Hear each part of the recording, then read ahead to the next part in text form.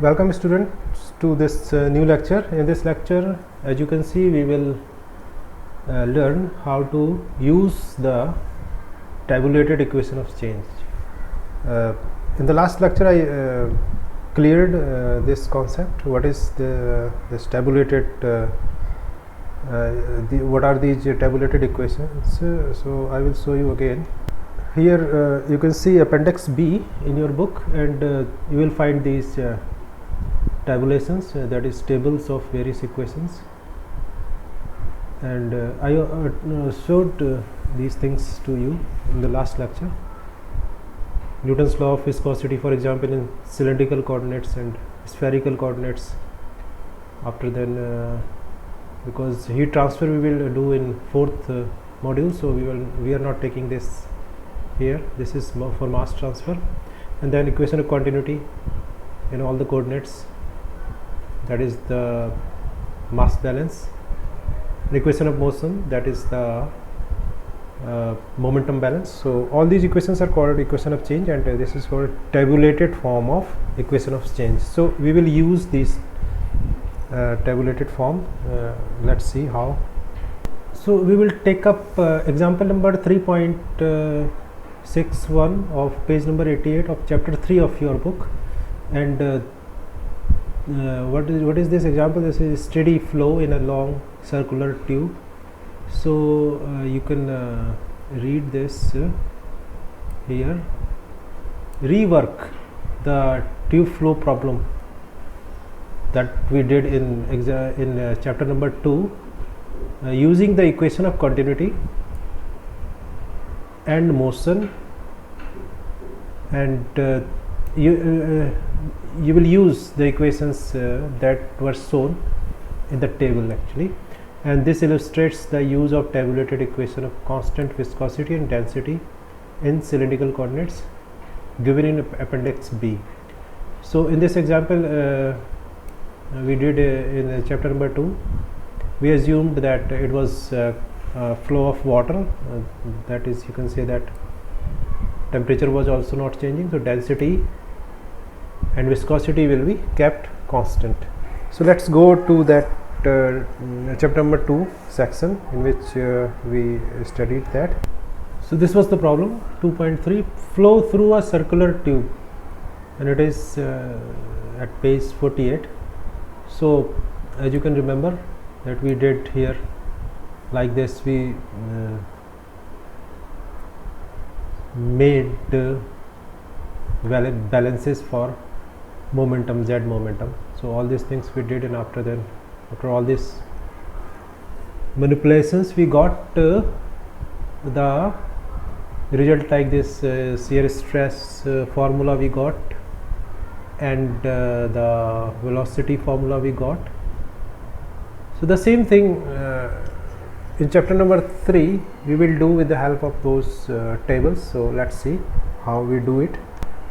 So this was the problem, and actually this is the diagram of that tube in which water is flowing in this direction, vertical downward direction. And first of all, what we will do, we will decide the coordinate system. So because tube is cylindrical system, so we choose cylindrical coordinates for this. In this, as you already know, that this is your r variable, this is your z variable, and this is your theta variable on r plane, and water is going into the z direction, and it is not having this kind of motion. So now we go to the tables. So this is your table number B4, equation of continuity. First we will take, because we do first mass balance for the system. So we will choose this cylindrical coordinates. This equation we will choose. So I will write this equation there. So as you can see that I have copied the equation from there. Now we will customize this equation to our system. So you can see that we haven't done anything in our system. We haven't chosen any cell, etc. We just taken the equation from the table. Now let's customize the equation to our system. So in our system, density is not changing because we are doing this derivation for a system where density and viscosity is not changing. So this term will be, it is not changing with time. If it was gas, then it would be changing, but it is actually water like liquid fluid. So this term will not be there. We will cancel out this term, or I can delete this term here. So you can understand the concept how we go on taking only the term that is valid for our system. Now come here in this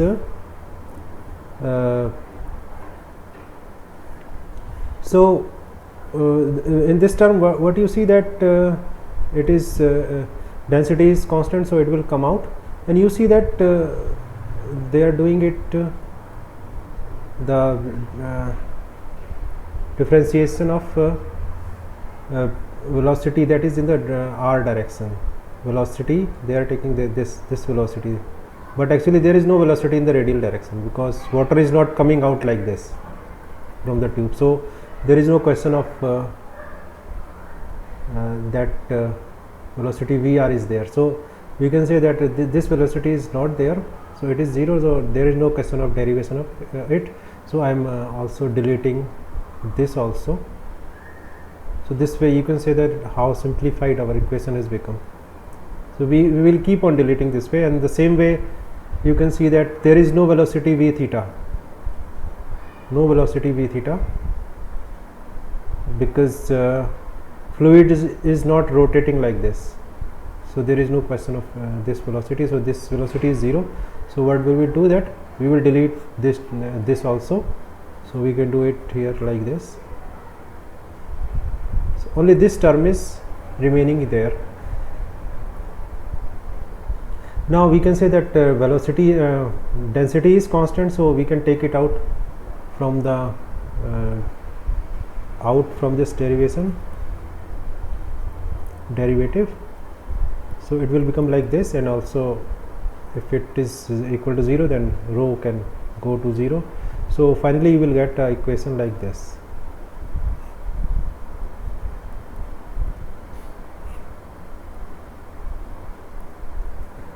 And this equation is saying that your velocity Vz is there, velocity Vz is there, but it is not changing with the distance z. And it is true, because in a particular line, if you will go, you will see that velocity is constant in this line.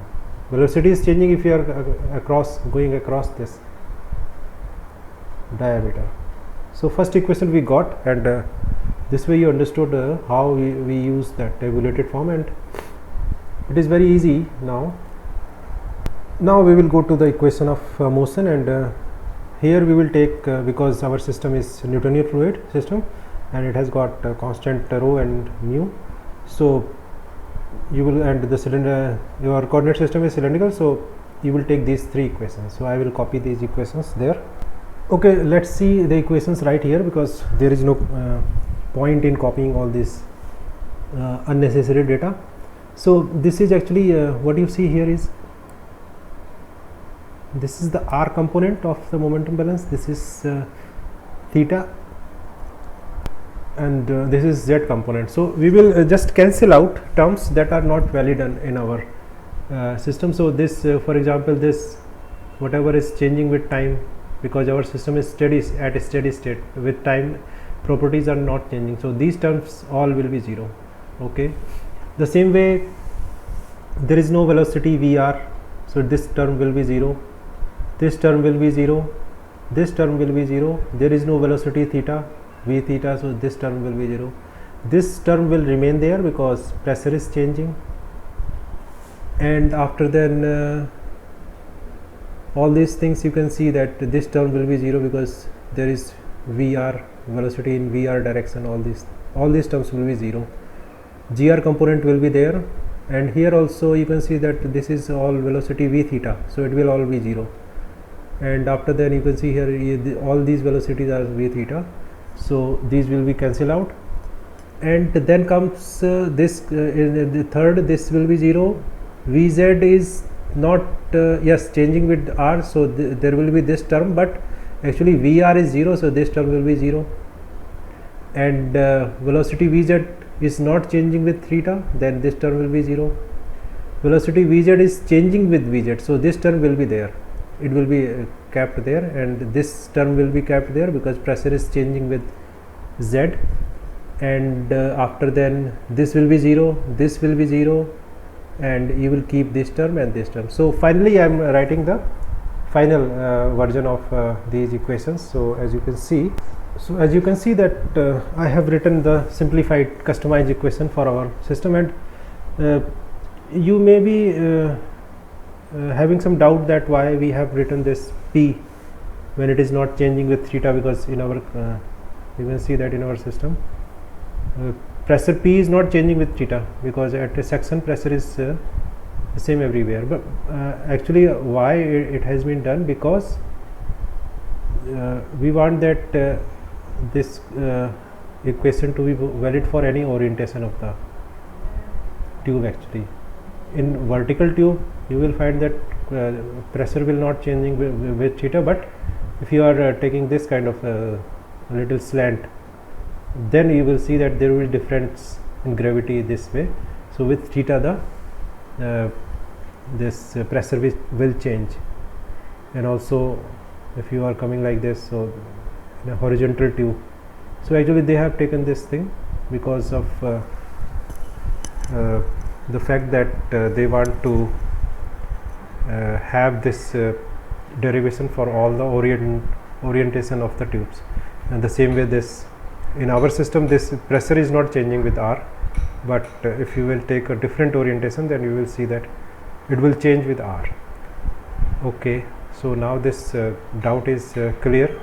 Now we come to the point.